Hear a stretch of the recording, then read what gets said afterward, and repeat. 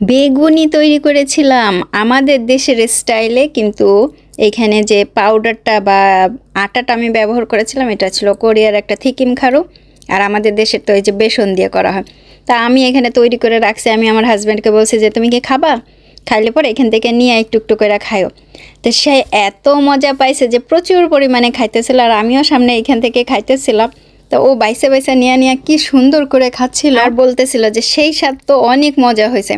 আসলে সত্যিই মজা আমাদের দেশের এই বেগুনি, পুরি, সিঙ্গারা, মানে এইবার গিয়া বা গতবার গিয়া যাও তো যাই খাওয়াইছি না কেন স্ট্রিট ফুডের যে খাবারগুলো, প্রত্যেকটা খাবারই ছিল একেবারে সুন্দর, মজার এবং ইয়ামি। এই খাবারগুলো আসলে অন্য দেশের কোনো খাবারের সাথে তুলনা হয় না। আমাদের দেশের খাবারগুলো আমাদের কাছে হোক বা অন্য দেশের সবার কাছে হোক প্রিয় খাবার, অত্যন্ত মজার খাবার। কি মজা করে না খাইতেছে আমার স্বামী, দেখেন তো। অনেক ঝাল, এই যে বেগুনি অনেক ঝাল।